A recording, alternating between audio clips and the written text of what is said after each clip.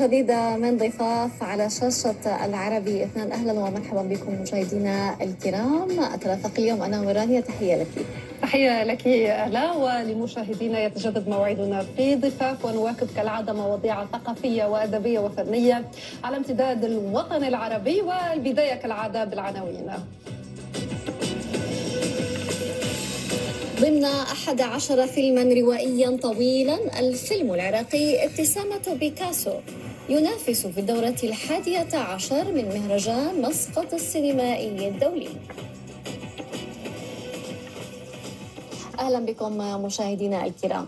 افتتحت الأحد فعاليات الدورة 11 من مهرجان مسقط السينمائي الدولي وسط مشاركة محلية وعربية ودولية واسعة.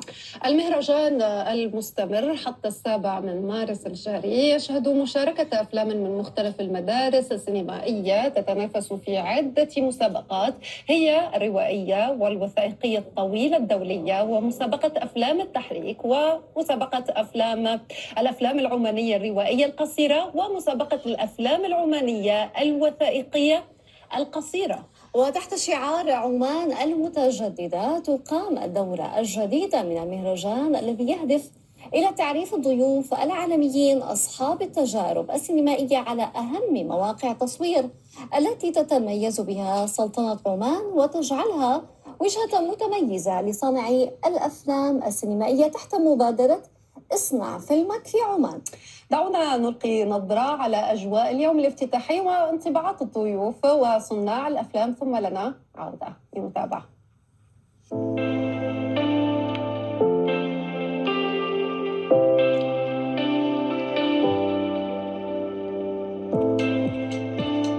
هذا المهرجان سيكون للأفلام الوثائقية الطويلة والأفلام الروائية الطويلة والأفلام العمانية القصيرة والأفلام الروائية العمانية القصيرة والأفلام الوثائقية العمانية القصيرة وأفلام التحريك. طبعا تشارك معنا مجموعة كبيرة من الدول العربية وعدد من الدول الصديقة، وصلت إلى 15 دولة. كذلك عندنا 55 فيلم، والضيوف اللي معنا من كبار النجوم المتواجدين في الجانب السينمائي والفني. كل ما نبني بيت يهدمونا اياه، كل ما نخلف ولد قتلونا اياه. شو ظل لنا؟ شو ظل؟ قتلوا الامل، قتلوا زهرة الحب اللي بقلبنا. فيلم جنين 2023 وثقت فيما شاهدته عيناي من دمار ومن مخلفات الاحتلال الغاشم. وظيفته انه يوصل رسالة صرخة هؤلاء الناس يعني، وهذا الفيلم هيك.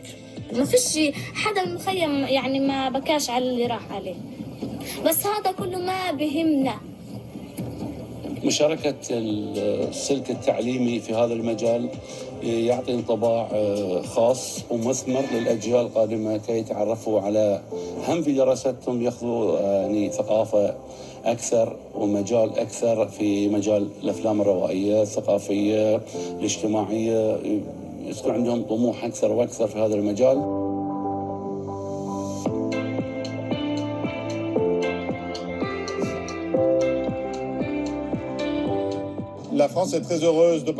فرنسا مسرورة جدا بالمشاركة لأول مرة في مهرجان مسقط السينمائي الدولي، وذلك بعملين مهمين مع شركائنا الرومانيين في الإنتاج السينمائي وفي مجال تطوير الصناعة الثقافية في البلاد عموما.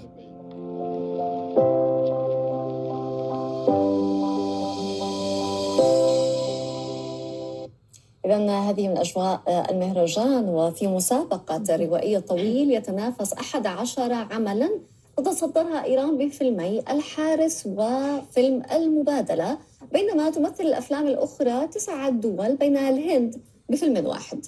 هذا ويبرز الفيلم العراقي إلى ابتسامة بيكاسو للمخرج جعفر مراد، والذي تم تصويره في العاصمة البريطانية لندن في نسج جريء بين ممثلين عراقيين وآخرين من بريطانيا، أبرزهم كين ستامب والممثلة لينسي بير. ويتناول الفيلم هذا رانيا قضية فنان تشكيلي عراقي يرسم لوحة ويختار لها عنوان ابتسامة بيكاسو، إلا أن هذه اللوحة يتم تفسيرها وتأويلها على أنها تهاجم وتنتقد النظام العراقي السابق، ولا تنفعه تبريرات الرسام الفنية فيقبع في السجن ويتعرض إلى شتى أنواع التعذيب. نتابع. يا ريت الإنسان يقدر يشوف حياته الجاية، كان أكيد هواي أشياء تغيرت هواي أشياء بيه. معقول أنا نفس البني آدم اللي عرفته من زمن طويل؟ أنا شفت عذاب ما حد شافه. هذا عمك ابني، أنت اللي مر عليك يعني مو قليل. مو قلت لي عمك مات؟ موتيني وأنا حي؟ شو كنت طلع من السجن؟ وشلون اجى لندن؟ أهم شيء بالنسبة لي أنا أعرف وين ابني. وأنا إيش علي بابنك؟ وليش بدك تسألني عليه؟ ابنك اختفى من زمان وما نعرف أي شيء عنه.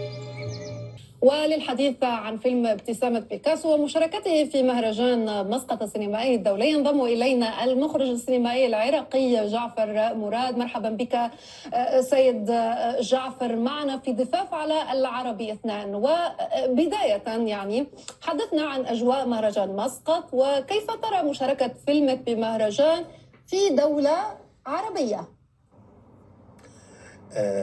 أولاً أنا أحب أبعث شكري الكبير على هذه الاستضافة الجميلة.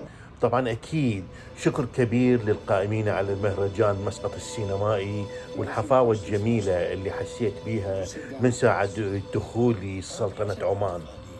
وجودي في هذا المهرجان مهم لأنه عندي فيلم روائي طويل اسمه ابتسامة بيكاسو. هذا الفيلم مهم وجوده في هذا المهرجان كفيلم عراقي معمول في بريطانيا.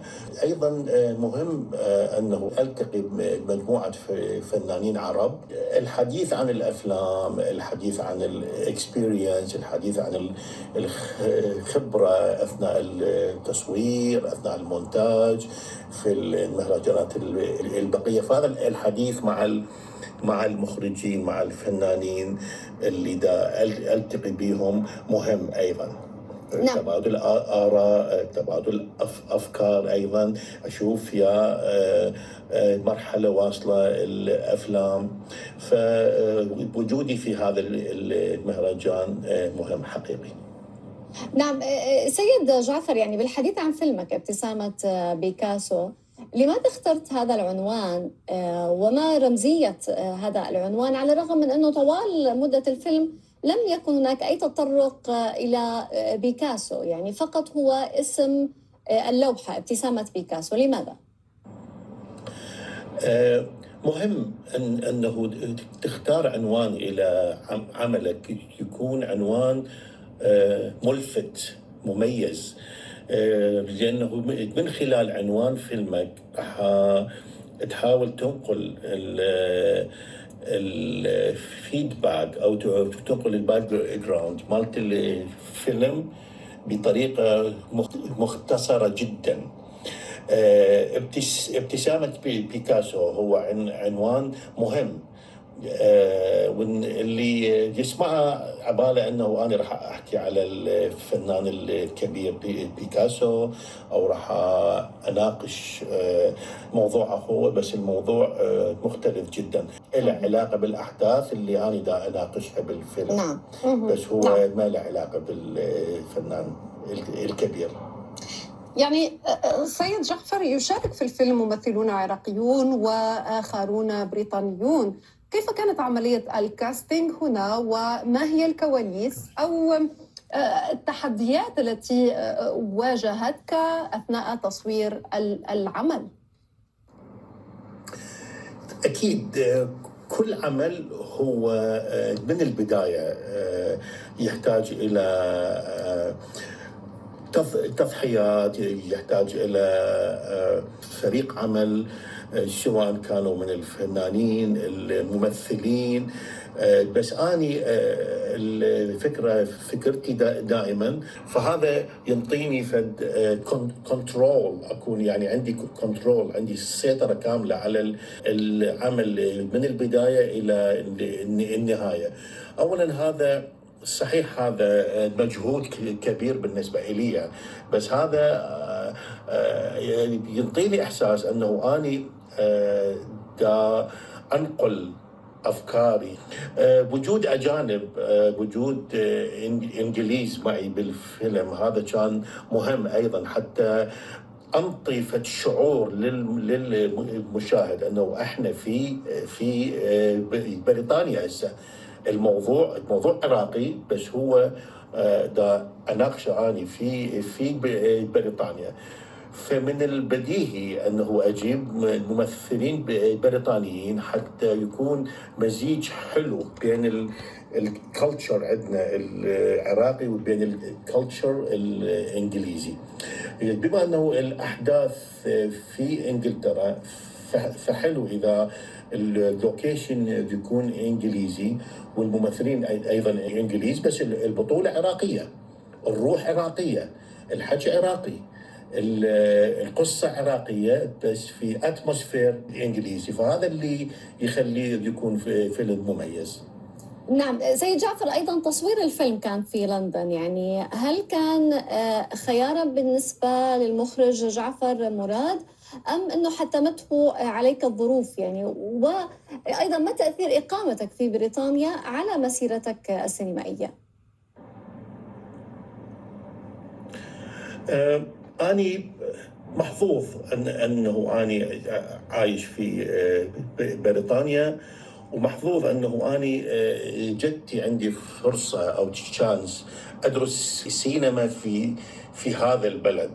بديت الكارير مالتي في جامعة هالم، اللي انطتني فرصة أنه أدرس السينما في هذا البلد. كملت الماجستير، دراستي كانت على ايد مخرجين كبار عندهم خبره كبيره.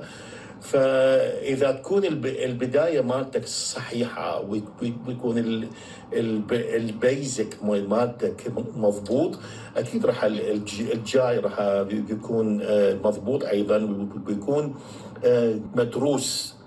فهذا فيلمي أنا درسته، يعني من بديت بالايديا بالفكرة إلى بديت بالكتابة، لأنه أنا أكتب أفلامي.